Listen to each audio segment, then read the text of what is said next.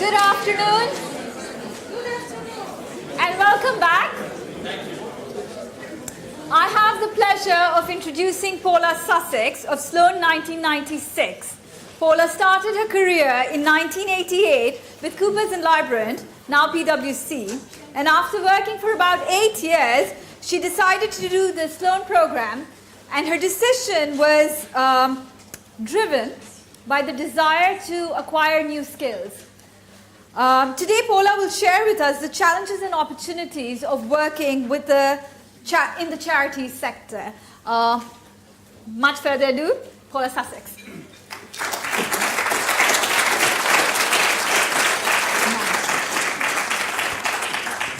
Thank you very much, Anupan. It is a great pleasure and a privilege to be here. Although all Sloans in the audience will know that this is the wrong side of the lectern to be standing on. Have we got actually any of the faculty in the room? Hands up. Great. Okay, so instantly I feel much less daunted. I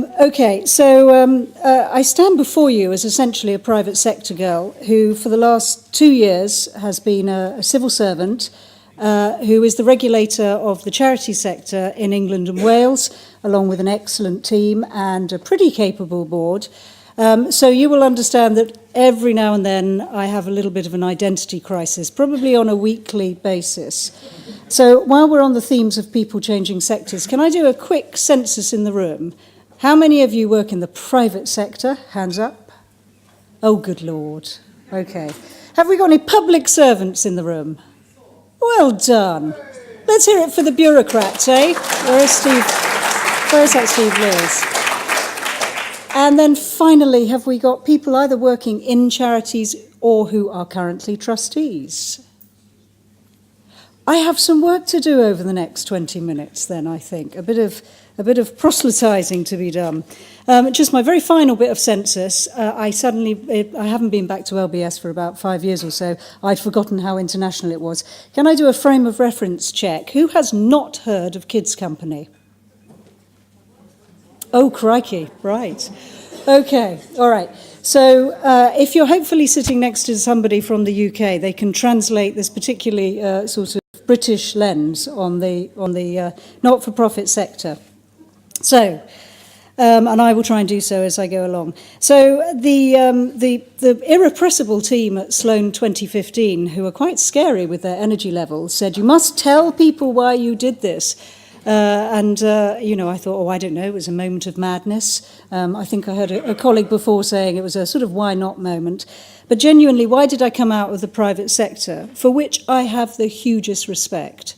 I had been a branded consultant, but I also worked for the IT companies Atos and CGI in their own ways, vast startups. And I worked entrepreneurially with them. We grew, we made money, we hired more people. I loved it. But I had this slight sense that the state, whether we like it or not, in England, and I think it's the same in other countries, was withdrawing from the very many services and the aspects of civil society that we are fortunate enough to have got used to. And that was a bad thing. But as with all bad things, there was a good thing waiting around the corner called the voluntary sector of England and Wales, which is an exceptionally skilled and sizable sector. And I wanted to be a part of that and be a part of the way that it changes lives. I think generationally, and how many millennials do we have in the room? That's a bit mean, isn't it? Oh, okay, no, not so bad. But over the next generation, I think our sector, and I think millennials are leading the way, are going to be showing that the difference between the first, second and third sector, they are blurring. My training was as a trustee of Crisis. If the UK people know Crisis, it's a campaigning and services charity for the single homelessness. It's a shame that Dominic Holder is not here because I didn't think I was paying attention in his class, but clearly I was, because my first job as a trustee was to write the strategy for Crisis, which took it from its growth years of approximately a 7 mil turnover to it's now about 20 mil. It's extraordinarily well-run charity, and it's innovating all the time. So I must have been paying attention in Dominic's class after all. So now just very briefly to, I think, the sector, and perhaps this will help you all place it. So the first thing is the sector in cash terms turns over about £70 billion a year. It's therefore about half the size of the financial services sector in the UK. If you add on top of that the social value of volunteering, which is obviously not a cash value, you can probably triple that. On my register, I've got 165,000 charities, 850,000 trustees. It is an extraordinary sector which goes from pretty much Wellcome and the big cancer research charities at the top, Wellcome turning over 800 million, down to the 40% which have a turnover of less than 10,000. So for all of you who are studying your microeconomics or remember it, that is a fairly strangely shaped market. And it makes regulating it quite a challenge. In the meantime, the Charity Commission, it's a statutory body, we're an independent regulator, we answer only to Parliament, which means I sit in those really rather funny rooms with peers, with funny names, asking funny questions. It's just like being back at London Business School. On a regular basis, I account to them, I don't account to government. We are only 300 civil servants. I have a budget of 20 mil, which is the smallest budget I've ever managed. And you will realise, and I had a fascinating conversation with the lady before about we need to use more technology. If you just look at those numbers, the regulator of 165,000 with 300 rather tired civil servants, you know that we need to do more of the technology that the previous speaker spoke so elegantly about, that I learnt and applied in IT companies, but probably the stuff that you chaps are now just, leading the world with. The regulator, I think many people who know the Charity Commission will probably imagine that we're a sort of nice, cuddly bunch, but we are first and foremost a regulator. So we're like any regulators in your own home countries, Financial Conduct Authority. The strategy is based around compliance and enforcement. We are quasi-judicial, so that means that I can, and I do quite frequently, freeze bank accounts, disqualify trustees, close down charities, put orders on charities to do all manner of things if we think that we have a regulatory and legal base for that. And in return, charities very often challenge us. I was talking to one of 2015 who I think had a little skirmish with challenging the registration of a charity. Charitable status is something, it's highly prized, it brings tax breaks and brand recognition, etc., etc. So those compliance skills have been put to the test over the last year or 2 years because the sector has been extraordinarily challenged. And like any sector that is challenged, the behaviours often get a bit deviant and they go towards regulatory, shall we say, malpractice. And there are probably 3 factors that I'd need to talk to you about today before turning to the brighter story of the opportunities for the sector and how I think we get there, and vitally, your role in getting us there. So the first one is public trust and confidence, which we, along with a number of other bodies, measure. It's a statutory objective for us, and that has been assessed every 2 years since 2005, and for the first time this year when we measured it, it went from 6.7 out of 10 to 5.7, which is quite a drop, starting to take it not quite behind politicians and bankers and other groups, but getting it into a danger zone. And as we all know, trust lost. We have seen it with bankers and politicians. It takes a long time to come back. In the over and above with charities, there is an irrationality on the relationship between donors, sometimes trustees, unfortunately, but donors and charities. It's a faith-like thing. It's not based on a rational understanding of how you would assess your power provider, how you would look at the efficiency with which your local authority manages fire or the police. And so we take that very seriously. A lot of it was driven by the fundraising scandals of last year, but nonetheless, we've got a job of work to restore it. The second one, of course, is financial austerity. We've got a few public servants. We've all been put on, I think it's more than the Atkins diet, certainly in this country, since 2010, when public spending took some fairly savage and also unpredictable cuts. So for all of those service providers, they're often reliant on local authorities or central government. They're faced with their revenue model being very, very uncertain and not always having the skills to say, well, how do I reliably build, and often around services around incredibly vulnerable beneficiaries, a variable level of service, so I don't end up like Kids Company. Interestingly enough, charities with their endless skill for innovation and for fundraising and the ability to market themselves weathered the 2008 recession really quite well. But it's probably the austerity which is making life difficult for them now. And then finally, I would hope if I were the first person to mention Brexit in this room today, but I'm sure you have you talked quite a bit about Brexit today? Really? What a lovely, happy land. I so wish I'd been here this morning so I could be Brexit free. So Brexit has an impact on the charity sector. Some estimations look at, for example, Oxfam and say it could lose 10% of its top line. Oxfam turns over about 400 million. Its relationship with the international aid agencies, with the EU, etc., question mark, how is that going to change? So let's turn to the opportunities. The opportunities is based on this, the extraordinary skill set in charities. Where do we get the skill set from? Extraordinary passion and mission alignment.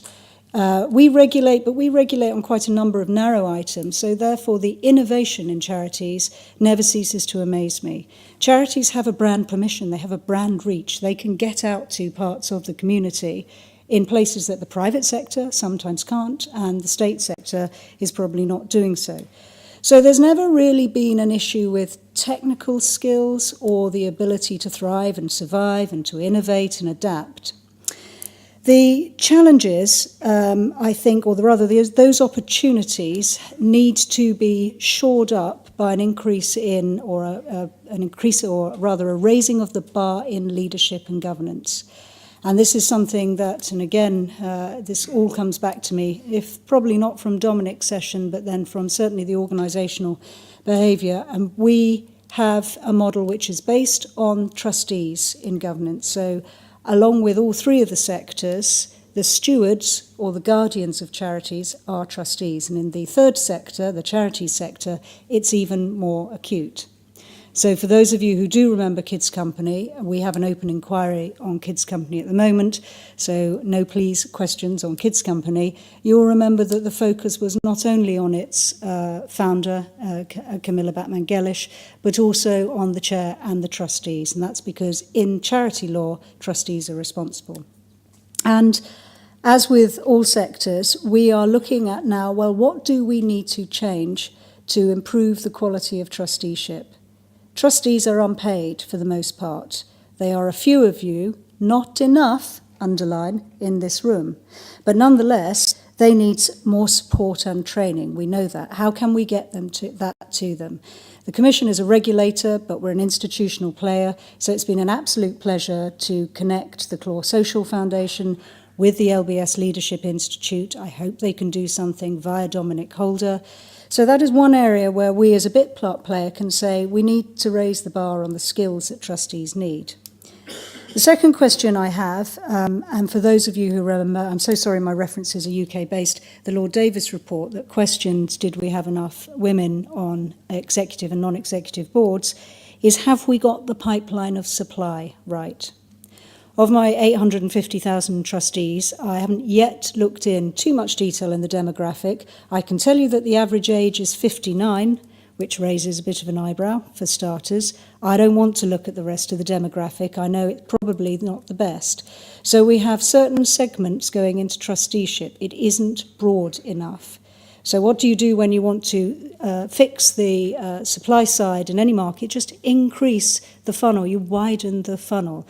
So those skills of the people sitting in this room, the people sitting in the private sector, are not getting into the charity sector in enough numbers. So if Brexit doesn't impact the Department of Business and Innovation and Skills, we will be knocking on their door and saying, are you going to lead the legislation into 3 days volunteering and making it mandatory? And then finally, the rules of engagement. So again, if you remember all the big scandals going back 20 years ago, 30 years ago in here in the States, it often points to a governance code. We too write the regulation for governance in charities. And I don't know if we've got it right. The regulator can't rewrite it on a whim. The regulator needs Parliament, it needs academics, it needs society to request that change. So currently, for example, there is no legal distinction between the role of the chair and the role of a trustee.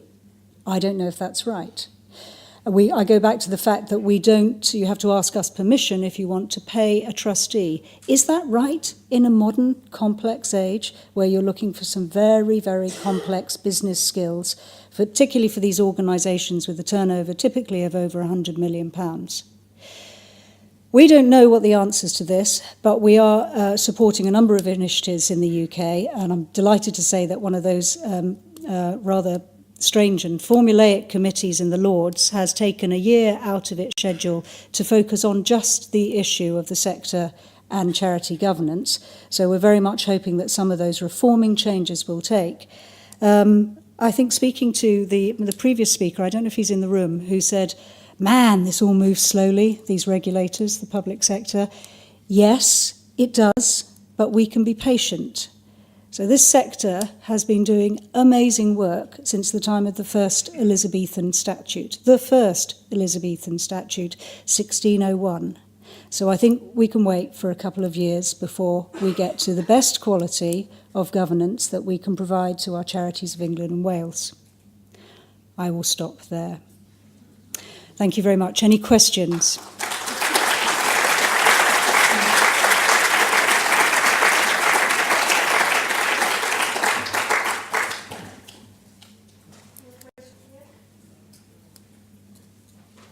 Hello, I'm not from the UK, so pardon my ignorance, but I was just thinking from what you were saying that, so in the private sector, when you have a board of directors, the way they're incentivized if they're not paid is with shares in the company or some variation thereof. Trustees of a charity, if they're not paid, they don't have shares, and so what is their incentive to serve as trustees, especially that you make them legally liable, and then you're surprised that the average age is 59. I was just curious about your thoughts on this. So, I mean, you're quite right. So the reason why people become trustees, we need to understand more about it, but typically it's because of the cause. So there's an alignment to finding the cure for cancer, there's an alignment to, if I don't become a trustee of this organisation, I'm going to lose my playing field, or we've got a lady here who runs a community interest company. They are manifold. But you are quite right, there has to be a reason why we're getting an average age of 59. That implies to me that we're not getting people in work, we're not getting sufficient young trustees. Is it a question of time? Is it a question of understanding the liability? Is it a question of skills? And we're not communicating well enough with them at the moment, I think. So we don't have a problem getting the 59-year-olds in. I don't yet know if the 59-year-olds are part of the challenge of the quality of our governance. We are going to do a research study with Cass and Cranfield over the summer months on that. But as a general proposition, we don't have a problem with the incentivising to come on board. But why are they liable? Like, what's the thinking behind that? It derived, like company law, charity law mimics company law, that there is that stewardship and that ultimate accountability there. So the chief executive is, in practice, the chief executive quite quickly gets into the firing line. But when we open up an inquiry, we will write to the chair or usually the sort of head of governance, who's one of the trustees. We have a question right there. Hiya, I work design and health services for a living, so we try and harness like charities to work within our service design. But we've had to stop doing that because the governance within the charities that we're using, predominantly healthcare charities, is just non-existent. And because we're held to account by the governance of the healthcare system, the charities just don't understand governance, and we've tried our best, and we've had to employ other charities to kind of like teach them. So what is the Charities Commission actually doing to bring up that standard of understanding? Because it's going to knock a load of charities out of the market. Yeah, so that is a very good question. So, we have an enormous amount of guidance, and I'm often told it's really helpful guidance on our website. It's buried behind something called gov.uk, which is not always the most helpful government content management system. It's not easily found. In short, we have a programme to digitise that because we need to be able to reach charities better. By the summer of next year, we're building a charity services portal. So each charity, each trustee will go onto its own landing page. We don't have the... Do we still use the expression stickiness in internet? No, maybe not. Maybe that was my generation. So we don't have that intimacy with the trustees of charities to be getting that guidance, that support out to them yet. We don't have the channels sufficiently open. But you're quite right about, in places, the governance is shocking.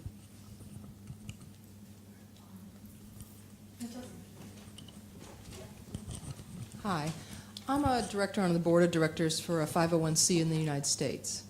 We're starting to do fundraising here, and I'm challenged by my current ED and board about the necessity to be regulated here, because it's not the case in the United States. It's a tax status. Can you give me a good reason why there's a charity commission? Why it's regulated. It's hard for me to get that whole point across. So you can get that point across to your colleagues. Right. So we can also apply for status here. Oh well, so you're right. There aren't that many jurisdictions that have a separate regulator.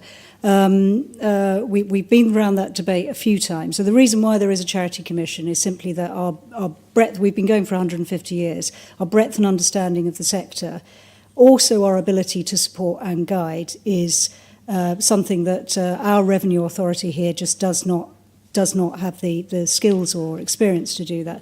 So the arguments for registering as a charity, and it's... Technologically, I've now got that system working. It's a very simple process, but you have to be proven to have charitable status. So you have to have the objects need to meet with our requirement on public benefit. It sounds, you may well be fine, is that you get quite considerable brand recognition here in the UK, but mostly it's for the fiscal breaks that people go for, which are considerable. They are considerable. We just have time for a last question, which is right there. Okay. You alluded to one of the problems of getting people like charities, which is time. And I think the current model is that you're effectively want a board of directors and they have that responsibility. But have you done any thinking on changing the role and requirement of people so that people who are very time poor but potentially very valuable and not yet retired could actually play more of a role rather than just being rigidly a trustee or not a trustee? Absolutely, we would consider that. So to the last bit I was alluding to, which is, the regulator mustn't set social policy. We can't do that. We regulate against rules. But what I'm encouraging all institutions to do is to bring forward that sort of thinking. So when I raised a couple of questions about my own regulatory guidance, we need to have the research, the support, and then the requirement from Parliament to do that. I think there could absolutely be a different model, which goes to your incentive, the understanding of the liability. I am convinced that we don't have the best quality of trusteeship. What we need to do over the next, and it's probably going to be a year or 2 years, because genuinely things don't move quickly, is to look at, and I do encourage you to go back to the Lord Davis report, what are the enablers and blockers of changing that demographic and raising the bar. And, for us, there's quite a lot of, that encouragement that needs to be done, and training and facilitation, as well as changing the model, I think. Thank you very much.